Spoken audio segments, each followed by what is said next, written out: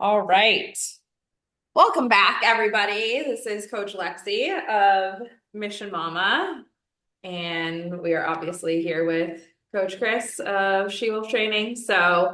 Um, Today we figured we've taken a lot of time to talk about how we got into strength and conditioning, and then how we see issues of nutrition and body image coming up within the world of training performance.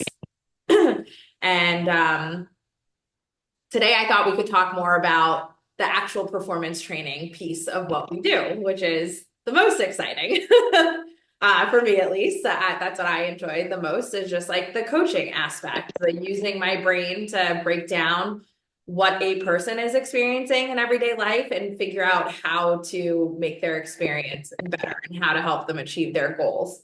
So, what prompted this topic for me was when I got out of working in athletics, I had so many people say to me, like, you're gonna go work with Gen Pop, which if people aren't familiar with this term, like which I don't know how people view this outside of strength and conditioning, personal training, but like general population, just any person that's existing in this world that is not necessarily an athlete.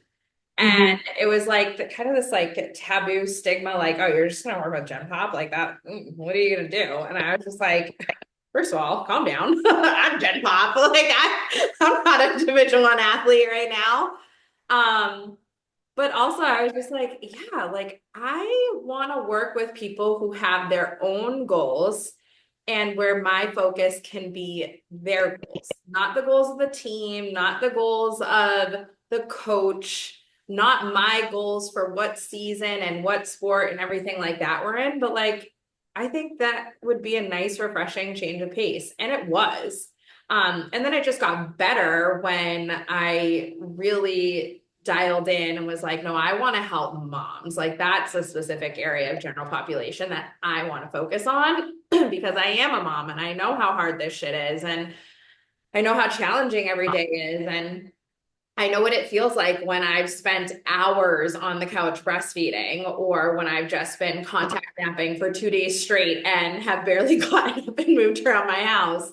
And now it's like, I know what it feels like to be winded chasing my kiddo around or feeling like I wish I had more energy. I wish I had some of their energy, things like that. So I used to tell people like I view motherhood as a sport and I train my moms for the sport of motherhood, for survival and thriving in the sport of motherhood. And that is what my focus is.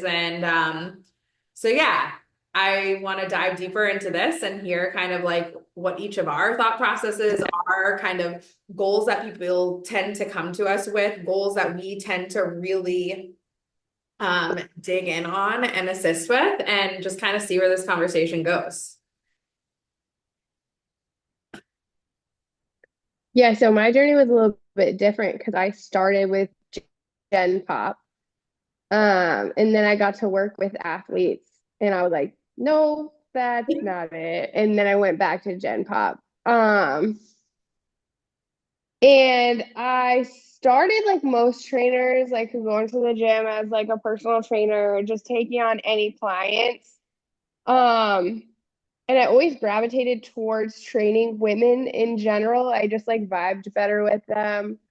Um, I did train some men. It was fine. Like they're fine. I can train men. It's just like not my area of expertise, I guess. And not that you train them that differently. I just can connect and I feel like I can help women better than I can men. And athletes were just like not my cup of tea at all. Most of them are just like so self-centered and like arrogant and like they don't want to listen. And it's like they're just there to go through the motions. Like they don't really care that much. And I'm like, we're trying to literally make you better. Like I'm here because of you, and you didn't even want to do the work. Like, okay, Yeah. bye. Like, go then. So that's why I went back to Gen Pop. Also that performance piece is very like scientific and very specific and like there's a lot of planning and I think with Gen Pop not that there isn't a lot of planning or like uh thought process behind it, but it's different because I feel like it changes so much where like teams are on a specific schedule. Like in season is this, off season is this, but like you're not really off season as a general pop. You Mhm. know, like you're always in season. Mhm. So I just feel like I enjoy that so much better than athletes, but I know people who love athletes, so teach his own. It was like a wild thing for me when that shifted, like when that switch went off and flipped, and I was just like, I really do not like this anymore. Like, I just really do not want to do this. And I think one of the biggest pieces to it too, and this is not to say that I don't listen to my clients, but there's too many people with an opinion that are getting in the way. Like, Mhm. the coach wants to focus on this, and then the athletic trainer wants this, and then sports med wants this, and then the athletic director wants this, and it's like all these people, and it's like, I'm sorry, but which of you has the degree in athletic performance training Mhm. and strength and Mhm. conditioning? Because I'm pretty sure that's Mhm. me, and I'm pretty sure, like when we're talking about volume, intensity, training times, all that stuff, the only two people who should really be in communication here are me and sports med. So Yeah. can we calm down a little bit? And like the collaboration just becomes less of a collaboration and more of a rule following thing. Right. And that's not enjoyable for anyone. No. And then yeah, you have the other pieces of like you're working with college athletes, you're working with college students, like they want to go drink on Thursday night. They don't want to think about the game or whatever, and so Yeah. it's like it's so tough. So at least there's the transparency working in Gen Pop that like they're all doing these things. Like, yeah, I went out with my friends on Tuesday and we got drinks and pizza. I didn't sleep at all last night because of my kids versus they're coming in. It's like, why are you so drained? Have you been sleeping? And they're like, oh, yeah, I'm sleeping. Don't tell coach I was up until 2 a.m. It's like, He's gonna know though, yeah. like we're gonna know. And then who's gonna get yelled at? So I think that's another piece of strength and conditioning that I hear over and over again that I didn't quite understand, but that like political hierarchy, like strength and conditioning is at the bottom, which blows my mind because I'm like, we literally make your athlete better. I don't understand why we're at the bottom.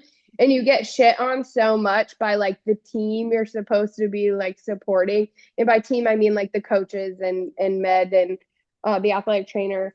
Um, but Gen Pop's different and like maybe it's an ego boost, but like you're the expert and they look to you Yeah. as like the one who knows it all and like I mean, some of them question you, and they should question, like they should ask questions. But like you're an authority figure where in like a collegiate or athlete setting, like you're not really. And like that's a hard place to be in and day out being shit on for doing your job or trying to do your job. Yeah. Yes. I remember I just like I get excited about using my brain. Yeah. A couple months ago, I went to the NSCA's regional conference Oh, and you like did? just that like one day, that like 8 hour span of just like getting to geek out on science and like Yeah. use my critical thinking brain, like use my research brain and just like be a student again. And that's how I feel every single time like a new person comes in because it's not like you're working with a team, right? Like we could be the team of moms Yeah. in Mission Mama's sake, right? And I think you mentioned that you're working with a group of teachers and so like they can all have Yeah. the same job or like the same roles, but like each individual person is so different. And that's something that still exists in a team setting, but I don't feel like you get to dive into as much because it's so much about like what we need to accomplish versus what you need to accomplish. So I love Right. being able to like hit more personally and like don't get me wrong, like I prefer working in a group setting because that's where I started. So it was actually I feel like a lot of trainers that I talk to, and I don't know if you feel this way, but like when I transitioned into personal training, it was really hard for me to like, I don't know, like vibe with one person at a time. I think like focusing in on that one thing, I like had to rein in all of the pieces of my brain and be like, just streamline here. Um, because I spent so long working in like a large group setting. And so I still am preferential to having somewhat of a group, but more small group. I don't want to be so scatterbrained that I feel like I can't pay attention to you, Yeah. like four people per rack and half the dumbbell area, whatever. So that's why I like being able to cap it at 9 right now. But like I do still prefer to like have, I think that community, that team building, team working, supporting each other while also being able to give a lot more of my attention to each individual person who's in that group. Yeah, I think at first I did only one-on-one training. And so I was just used to that. I liked it better. I felt like I could correct them. I was also brand new, so I thought like form was like this is what you do. It wasn't a range, you know? And so now that I have small group, I actually love small groups so much more. Like if I can pop you in a small group, I'm happy. Yep. Uh because it's like the energy, it's the vibe of everyone in there. It's like, oh, I'm bebopping around. Like individual, you're just like, just me and you. Yeah. How's it What's that going? today Uh, compared to 2 days ago and I saw you? yeah. And like if you vibe with that person, it's It's fine. If you great. Yeah. don't, it's like the longest hour of your life. You're like, I don't know what to say, but it's kind of your job to like say Yeah, you something. don't have much of a choice. I know. That's why it's nice, like also transitioning into being a small business owner, you do have the opportunity to pick and choose who your clients are. So Right. like that's a difference from working when I was in a larger box gym to like now being in A my own hundred space, percent. like doing these consultations. It's not some other gym saying like, oh, shame on you, you didn't sign that person. It's me being able to Yeah. say like, I don't know if I'm the coach for you, or like, Right. oh my God, I'm so excited to help. Yeah. Like I can't. Yeah. So I A love having hundred a little bit percent. more autonomy there. Yeah, I think that's one of my favorite things too, is just being like completely honest. Like, I'm just not the coach for you, and that's perfectly fine. And I offer everyone to come in and try out my coaching style Yeah. because it is different than other people. And if you want a Zumba instructor, that's not me. Like, this is as enthusiastic as I get, pretty much. And I tell my clients that all the time. Like, I'm excited for you, but I'm not like I don't teach jazzercise for like a reason. Like that's just not me. Yep. Um, Yep. and there's nothing wrong with that. Like if that's your vibe, like cool, that's just not mine. So I think that's what makes I think that's why they keep coming back to the training. Is because like they vibe with the style, they vibe with the coach, and it just makes sense for their life and who they are as a person versus Definitely. like a team. You always got like one asshole, and you're like, oh my god, this kid again. And there's nothing you can do about it. Like there, Yep. yeah. So Yeah. Um, okay, so one thing that I would love to dive into a little deeper. So I think we both assist people with this, but while we're on the topic of like, large group fitness or like a class where the instructor is doing the class with you versus yeah, coaching you, which I don't do we that. coach, right? Like we are the person and that's again, no disrespect to any other Yeah, instructors, but I do think that there is a difference there. You can instruct a class and then you can coach a class where you're really focused in on each individual and helping them like refine their technique and do things correctly and know when to increase weights and things like that versus kind of just getting your own workout in while you're also right. helping other people get their workout Mm-hmm. in. So I think you had posted recently about the difference between resistance training and strength training. Yeah. And this is so something that I'm excited to jump into. Um, and we could probably do a whole talk on just this. However, this is something that tons of people come to me for. They're like, I want to be stronger. I want to feel stronger. And even if that is not their goal, the moment somebody says, I have pain, I immediately think weakness, imbalance, instability. And the way that we correct all of those things is through resistance training, but more specifically, strength training. So, Hmm. do you want to share a little bit about like the difference between resistance and strength training? And then we can go into like how we evaluate strength and like how we assist from there. Yeah, so it's actually one of the weeks of my beginner lifter is to talk about the difference. So resistance training is training under any resistance. That can be body weight, bands, dumbbells, machines. It's just it's not always outside resistance because body weight is technically not outside. Strength training is under the umbrella of resistance training. So if we think resistance training is this big umbrella, strength training is like a type of resistance training, right? And in order to strength train, we need to elicit a stimulation or put our body through a stimulation that is high enough to elicit strength gains. So we need to lift heavy and give our body that signal to gain strength. So the weight isn't moving super fast. It's slow. Like you need the rest. If you don't need rest, you're probably not strength training. Like these are more maximal loads that we're looking at. And this is where the strength and conditioning and gen pop is kind of a little difficult because when you have new people, right, we're going to notice quote unquote strength gains pretty rapidly. Are those true strength gains? Probably not. Your body's actually just getting better at talking to itself. So your brain is getting better at using your muscles and sending those signals. It's not a bad thing. And it's not that you can't move more weight. You probably can. It's actually more of an efficiency of your body versus like true strength gain. And so I feel bad when I say that to people because they kind of burst their bubble. And I'm like, nah, you're still moving the weight.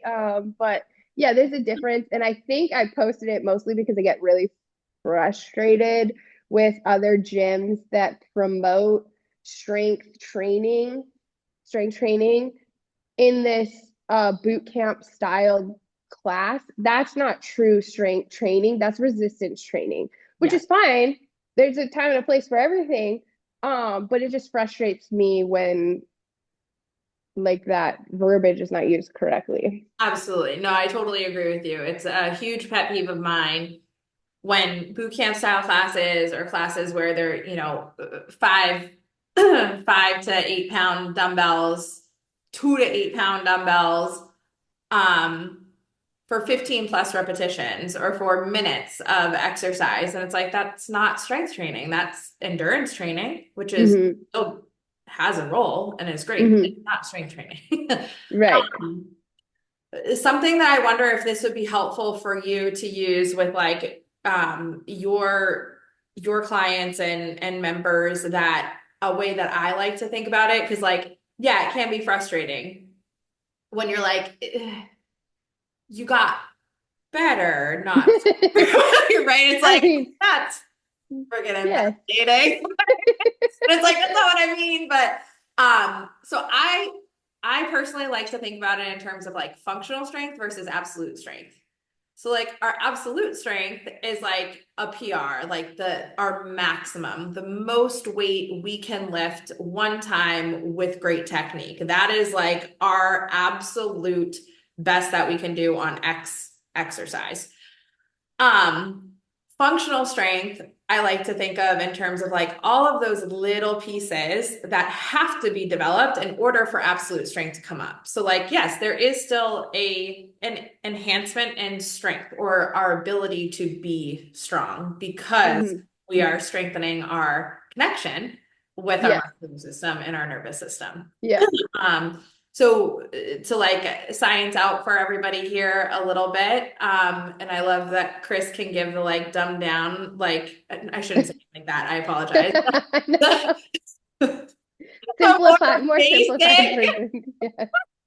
No. Get it out. No, I'm just kidding. Yeah. The more basic, which I actually struggle with sometimes. I feel like my brain understands like one way, not others.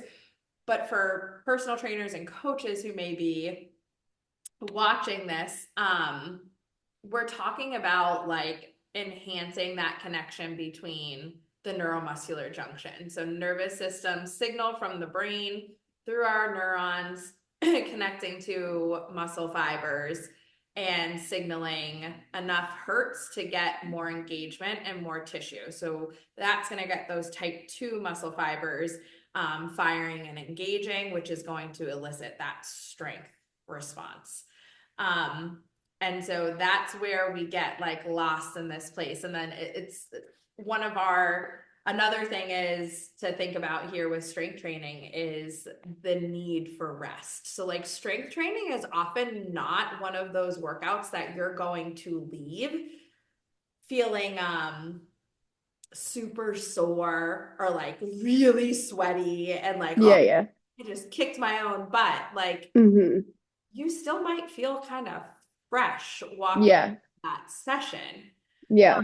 That's where things like supersets and combining different exercises and having accessory exercises in with our major lifting movements comes into play to kind of hit on those other notches within resistance training, whether it be muscle building, muscle endurance, muscle strength, to help focus on those other areas of goal achievement. But the strength training itself, like I said, you need a lot of rest because your body just did a lot of work.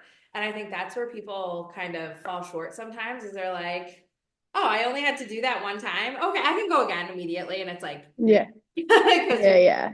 you go again right now. But if you wait a little bit and try again at a heavier weight, you might actually get it. Right. So strength training typically requires a lot of rest time, a lot of load, and not a ton of repetitions.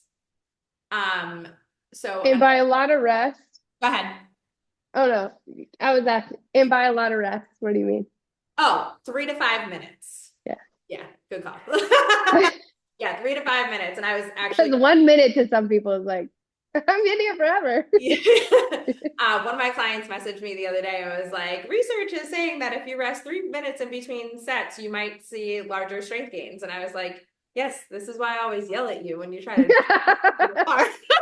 Yelling at you. When you they're like, stop. yeah, see, they're like, see, I Yeah. was telling you this the other day. I'm like, right, right. So I always explain it to people. I'm like, we need to recharge that energy system that we just used. So like let it recharge. Okay, so we can do it again. And I think that kind of helps people understand like why such a long rest. And then its simplistic form, strength is the ability to produce force. Mhm. So that's what we're trying to do. Um, and so I think that kind of, if you just think about it in those terms, it's a little bit easier to understand how it differs from like an endurance where we're trying to get that muscle to go long term, right? Or like hypertrophy, we're trying to get it to grow. Okay, so that's why when I was talking previously about a stimulus that's specific for strength, because we are trying to get that adaptation.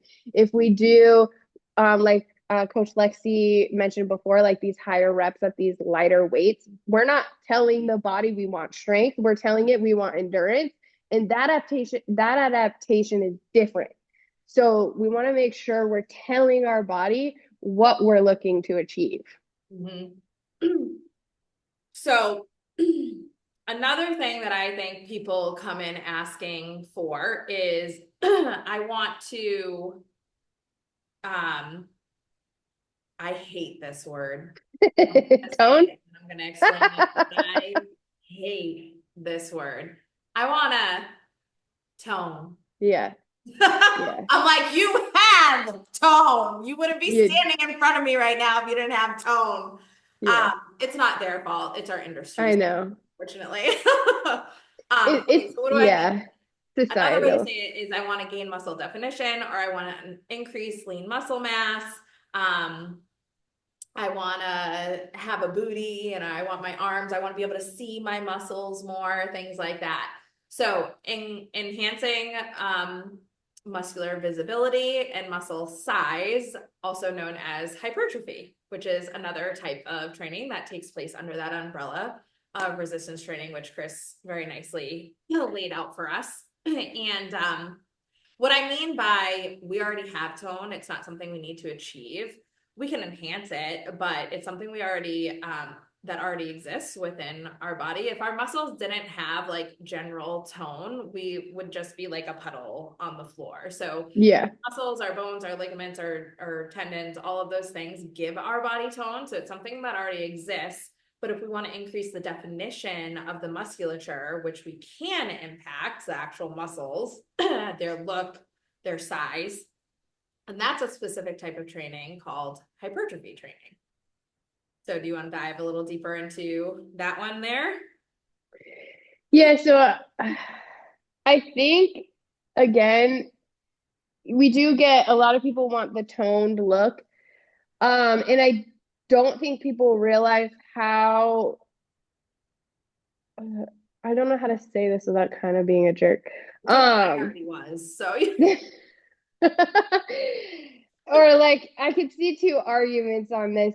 Like people don't realize how heavy you actually have to lift in order for hypertrophy to happen. Like again, we're going from those 2 pound dumbbells at 25 reps. Like, okay, the science behind it, the overall volume. Okay, we don't need to get into that.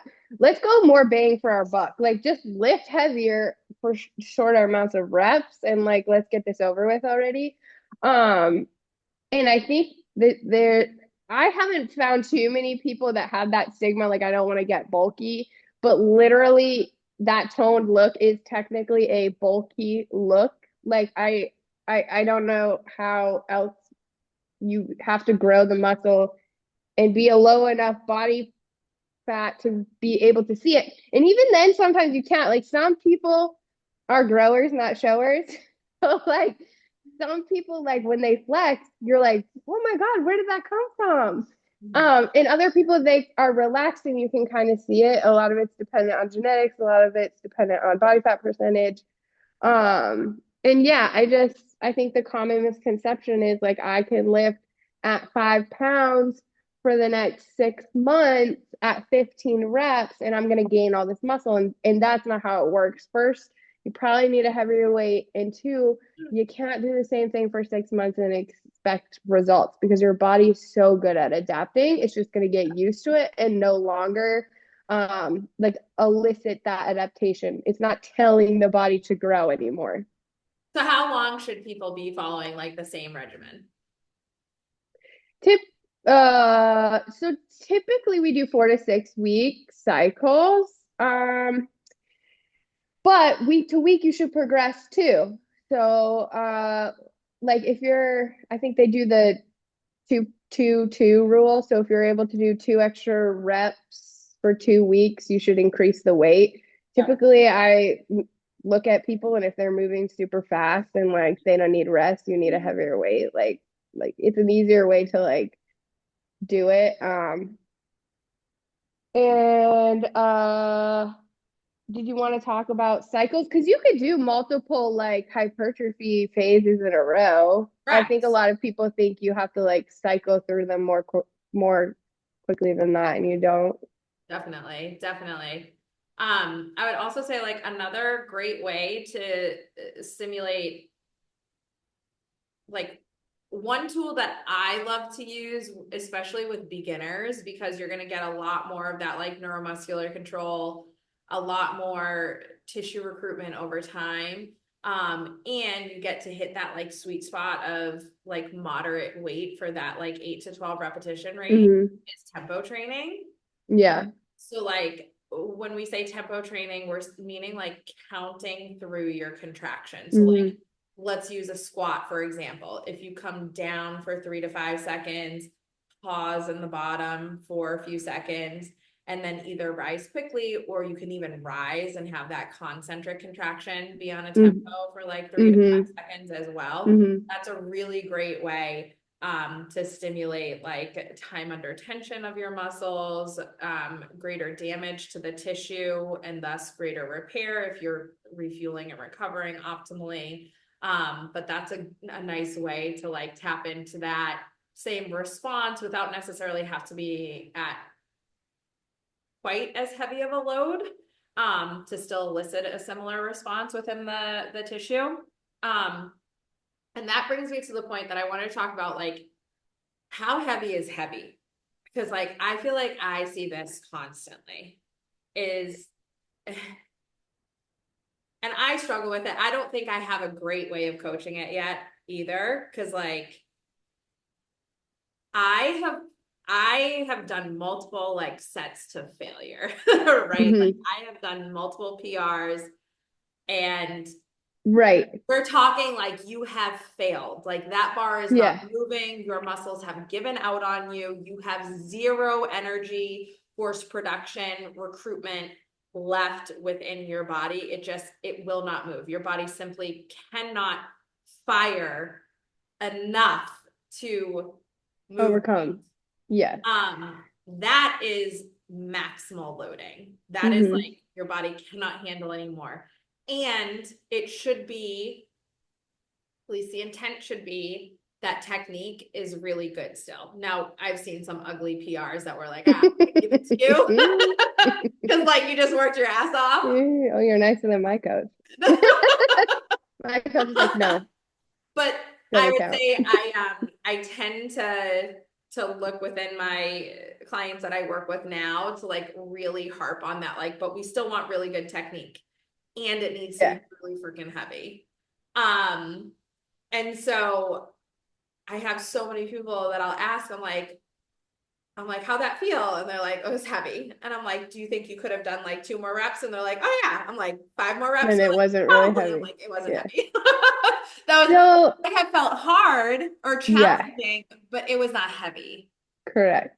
So that's a little bit of a learning curve when new people start, right? So not only do they not know what they're capable of, their central nervous system hasn't really adapted to understanding that it feels heavy, but I'm still able to lift it. So like it's kind of like when you walk out of the rack with a back squat and you're like, this is fucking heavy. Like I don't know if I'm gonna stand up, and you do it and you're like, oh, you're like proving to your brain that you can do it. So the next time you pick up something that is, let's say, lighter than that bar, you're going to be like, wow, this feels so light, because in comparison it is. But you've told your body, oh, you've proved to your body and your brain, I'm safe, I can handle this load. So now a smaller load feels easy. Right. And so it's kind of a little game we play. Like, and that's where I really like ranges, right? So we're in the 6 to 8, we're in the 8 to 10. Are you getting 10 consecutively every single time and you're like, well, I could do more, then let's go up. Okay. If you're at like 8 and maybe squeaking out 9, but like, I maybe could do one more, but my form's going to start breakdown. Okay, cool. We're probably in the right spot. Yeah. Yeah, absolutely. Um, no, Oh, I was going to add to the time thing. Sorry. you're good. So you asked me about time. So we, for muscle growth, we measure muscle size and cross sectional, right? So I always explain that muscle grows from the inside out, right? So it tears, it repairs, and it kind of grows like this. 16 weeks to show a measurable difference in cross sectional area. So 16 weeks is like the minimum. If you've done a program for 6 to 8 weeks, you're probably not seeing any growth in the muscle tissue yet. And that's okay. It's not that we didn't do anything, we just haven't seen the results of it yet. So make sure you just like give it that time. I just wanted to add that in there because you asked me about time and then that popped into my head. Yeah, absolutely. Um, and another kind of like twofold little thing here that goes with increases in muscle size. So the more muscle mass we have, the faster our metabolism becomes. So we can burn more calories um, in a given workout because we have more muscle working. Mhm. So that's number one. Number two is if you're gaining muscle, you're also gaining weight because muscle Mhm. is mass. So we talked about this a few chats ago with body image and nutrition. But I just think it's important to note that like if you are regularly resistance training and hitting those loads and repetition ranges that are going to elicit over time an increase in muscle cross-sectional area, then like you need to have an expectation that your weight is going to increase. Mhm. Um, I have tons of people that come in, I want to lose weight. And just again, harping on like, we want to keep the weight of the tissue that is promoting, you know, enhancements in the greatest amount to our health. And we want to impact the tissue that's maybe not giving us as much back while also maintaining and understanding that like that tissue has a role too, fat and hormone Mhm. response and regulation and everything like that, organ protection. But I think it's just like sometimes it can get a little hairy because people come in and they're like, I want to lose weight and I'm gaining weight. And it's like, if we don't know where that weight is coming from, then we can't necessarily say like it's a good or a bad thing. Um, Right.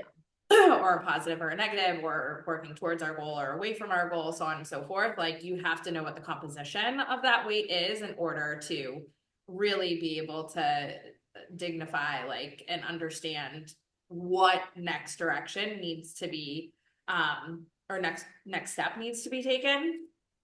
So this was just something that came up recently with one of my members in terms of she's like, I'm gaining weight. And I was like, well, we've also been like training for quite a few months now. So like Yeah.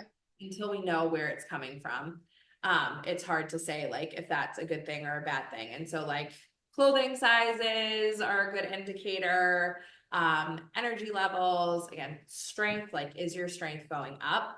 And I think this would be a good time to chat through training progressions in terms of like when we design a program, typically it is linear in design, meaning like each week or each day you come in, we're going to progress something. And it's like Mhm. go up by 2 reps and 2 reps and 2 reps, or 5 pounds and 5 pounds and 5 pounds. And we're always progressing that way. And then we may have like a week or a few days where we deload and we really like take Mhm. everything off and then build back Mhm. up. But for the most part, it's very linear in trajectory. Our life is not linear. The human body is not linear. Let's just Our life not. is not like do down the yellow brick road. Like It's more like, yeah. what is happening? Exactly. Yeah, So 100%. with that being said, um, how do you deal with frustrations of people who like come in and they're like killing it one week and then they come in 2 weeks later and they're just it's like I've never touched this load before. Like I can't do this today. What's wrong with me? So, first question I usually ask them if they're menstruating individuals is what week do you know where you are in your cycle? Yeah. And everyone's so different. I think we touched upon this. Like the week before my period, I could not lift a barbell. Like 45 pounds was like, oh yeah. The week of my period, however, I could PR easily. And everyone's so different. So like knowing your cycle individually and knowing that like from week to week, yeah, maybe you're not gonna add 5 pounds. Like maybe we stay the same and that's okay. Actually this week I told my coach I needed a break. Um, and this is something you'll learn the more you do this and the more consistent you are. Like, when do you actually need a break, or when are you being a little bitch? Like, Yeah. when do you just need to suck it up and you're like, I just don't want to because I just don't want to? Or when does your body actually just need a break? And for me, this week was that week, like mentally, life, whatever. I just need a break. And typically, when we get to that point and we take that break, the next week we come back and we're like, we've smashed through that plateau because we gave our body the rest it actually needed. And so then we're like, oh shit, I'm like wicked strong now. So Absolutely. Yeah. So rest and recovery plays a huge role. I always tell people, I'm like, we're not like change is not happening in here. It's yeah. happening outside of here. It's happening in your Hmm. sleep. It's happening in your diet. It's happening in your hydration. It's happening in your stress management. Like those are the things you've got to focus all your energy on. It's not getting in here more. It's getting in here, having a really great session, and then taking care of yourself the other 4, 5, 3, Yeah. whatever these days of the week that you're not here. 100%.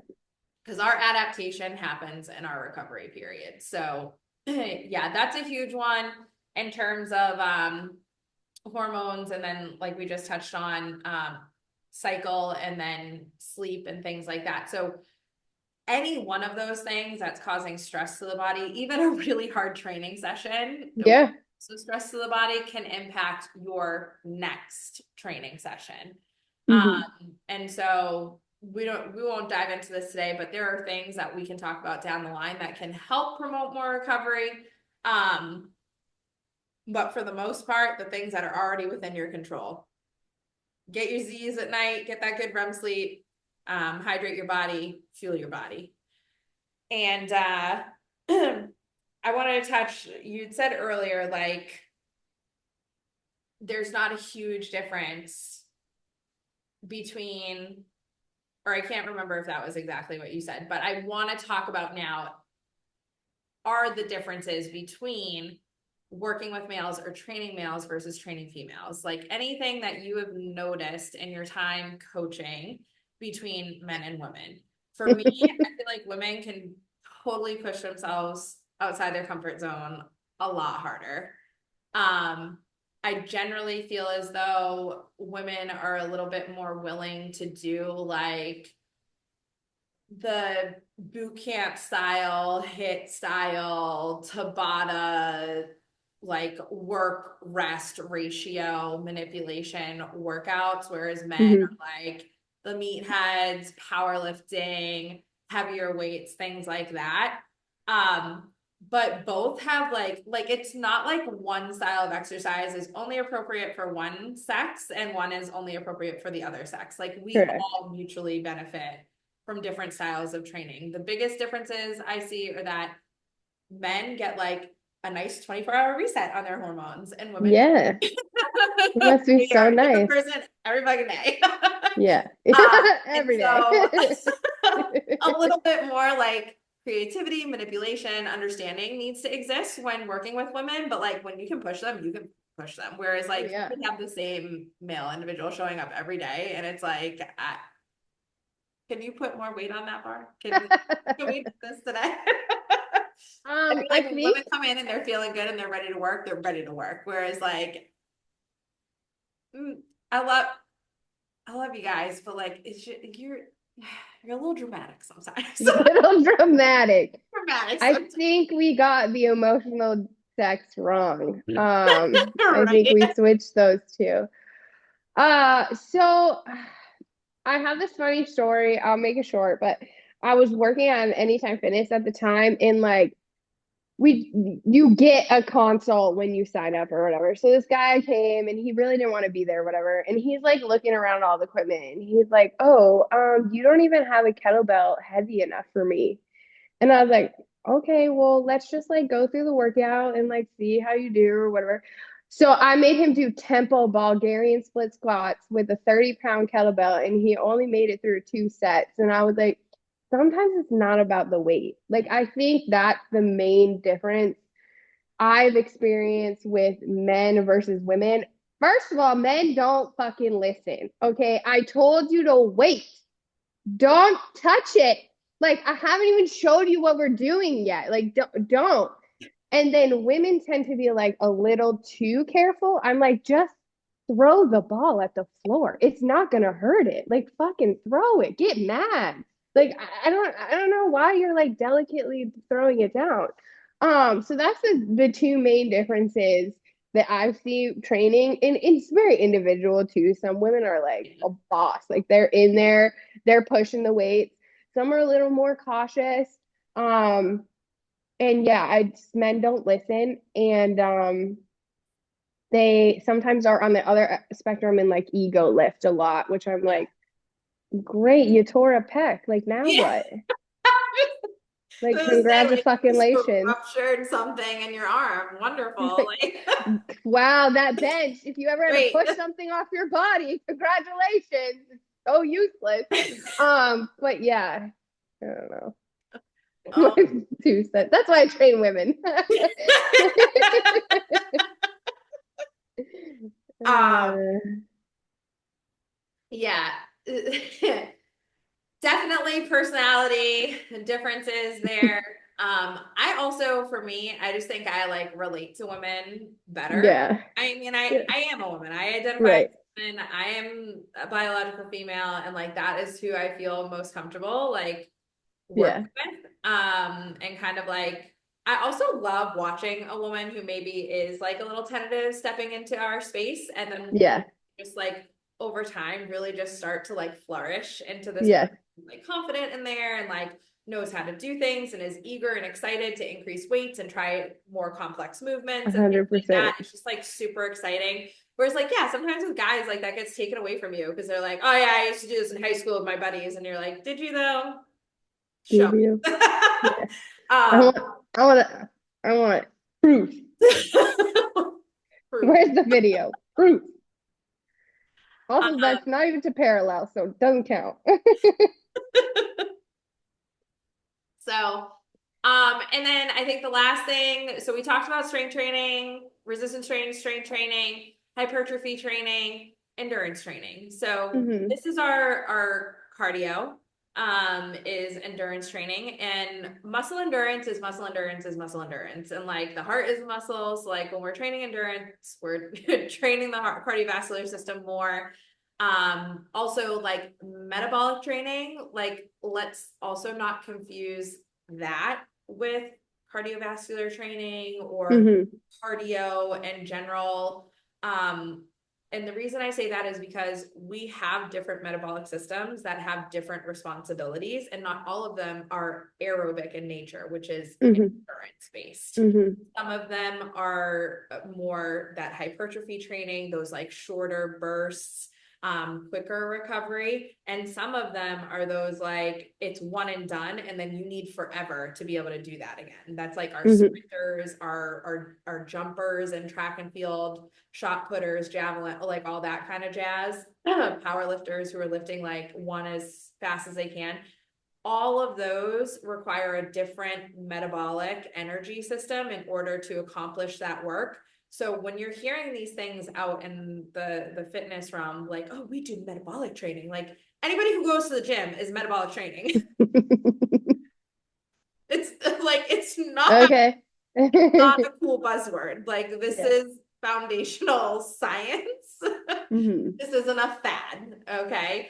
Um, So with endurance training, we are typically talking about things that we're doing over a longer span of time, or over a longer span of repetitions if we are loading the exercise within resistance training realms. So this could be something where usually you'll see smaller muscle groups do really well with this, the ones that are like our supporting structures, tricep extensions, glute bridges, abductors, abductor and adductor pulses, things like that, are ones that I would say you commonly see a lot of like muscular endurance. Things that are maybe a little bit more challenging to load. So planking, side planking, hyperextensions, things like that. And then also ones that are taking place on like a piece of cardio equipment, whether it be running or walking on a treadmill, biking or cycling outdoors, elliptical, things like that. That's all endurance training. How do you feel like you use one of my favorite ways to do endurance training is like a little hit circuit at the end with like med balls, ropes, sleds. I love using sleds for endurance work. I think it's like to me, it's one of the most fun ways. Plus you get the added benefit of like loading it a little bit. So that's great too. How do you feel like you use endurance training with a lot of your people? Yeah, so we do like conditioning circuits at the end, like with a rower, med balls, things like that. I don't have the rower's the only cardio equipment I have, and we just recently got it. Some of our holds or ISO work, like planks and stuff, we do like as for supersets with our bigger movements, so I don't always have them at the end. Yep. Um, yeah, and then unless they have something specific, like they're training for 5K or something, we don't really do a lot of running. I just really don't have the space. But maybe at some point we'll do like a run club or something. But we haven't really done much of that. Mostly it's rower, med balls, more shorter EMOMs, things like that. Mm-hmm. Mm-hmm. EMOM being like every minute on the minute. Just if Hmm. that's like Just a for familiar yeah. acronym to anybody. But yeah, I usually throw in like a finisher at the end of our workout, like a couple times a week, which is just like a little three to four times through, 3 to 6 times through, something like that for 20 to 40 seconds of work and 10 to 30 seconds of rest in between. Right. Yep. Work rest ratio. Um, and there's a lot of different ways to like to program those things. So if anybody would be interested in like a deeper dive, if any coaches are watching and they want a deeper dive into like the programming logistics or anything like that, feel free to send us a message or comment. But yeah, do you feel like there's anything that we have not touched on or that you wanted to chat about more? No, the only thing I want to connect those two with the metabolic training, right? So like the work to rest ratios have like specificity to what energy system we're trying to train. So when we put a specific rest period on there, it's like not negotiable. Like that's what I want you to do. Like, so just understand that the rest has a purpose. For either the conditioning or hypertrophy or strength or all of those, the rest ratio to work ratio has a specific like training in mind. So just keep that keep those rests the way we put them. Yeah, absolutely. And another layer of that I was gonna say is like rest periods are non-negotiable, and then God, I do this every time. I have something in my brain and then it just like floats away Away some on a cloud. so safety purposes with work to rest. Like Yeah. you can. I don't recommend taking if you've taken a break or you've had a longer period of time between the type of exercise that you're doing. Like if you used to run 5Ks 10 years ago and you've never run a 5K before, I don't recommend running a 5K tomorrow just to see Yeah. where you're That's at. where people get injured. Correct. That's how you're Yeah. gonna hurt yourself. Yeah. If you used to deadlift 200 pounds, but you haven't deadlifted in 3 months, I don't recommend you come in and attempt to deadlift 200 pounds again or Right. even 100 pounds again. Um, get like give yourself the time to build back up to that. Um, Yeah. and also to like alleviate some of that pressure in terms of like strength training and people with a longer training history. So if you have multiple months or even years of training experience, and you've done strength training before, chances are that given a couple sessions, it's gonna come back pretty quickly. Um, Yeah. strength is There's science behind that, by the way. observed. What's that? There's actual science behind that, that it Yes, there's comes actual back faster science the behind second it. time around. Like we Yeah, didn't we're just not make that just up. There's guesstimating. actual literal science. There is science behind this. So like give yourself the time to just like reacquaint yourself with the Yeah. movements and the movement Yeah. patterns and how to activate and how to be stable and turn on your core and pelvic floor and engage that musculature and like progress back into it. Same thing with running. Like the last thing you want to do is get to a point where your body is like overheating because it's not great at cooling itself down anymore. You get lightheaded, you pass out, and like you're on the side of the road in a ditch with nobody to help you because Right. you weren't listening to what your body needed or giving yourself the time to progress back into whatever exercise. So, overall, training, this umbrella of training is like very robust. Very robust. Came from one place and have found ourselves in the same place now working with Gen Pop. And each person who comes in, their goals may differ slightly, but like I think for the most part, the things that most people are coming in wanting to do is get stronger, minimize pain, ease their movements and daily life a little bit more, and just be more active. And so when it comes to that, like each of the things that we do has a specific role and responsibility. And then it's just our job to kind of like put all those puzzle pieces together for your unique needs. So, um, yeah, anything else to add? No, that's when we get to use our brain and get Yeah. when one thing doesn't work for someone, you're like, all right, Yeah. what?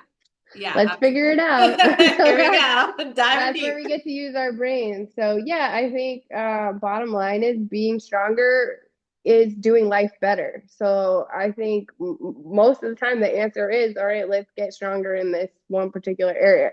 And whether that is endurance, like let's get better at that, you know? So yeah, give yourself the time. Slow and steady is always the better way to go with progressions. Yeah, and don't ask questions if you have them, because like I'm learning brand new stuff all the time. All the So time. like don't think like, oh, I don't know. Okay, well, we didn't know either at one point. So just ask. Yeah, absolutely.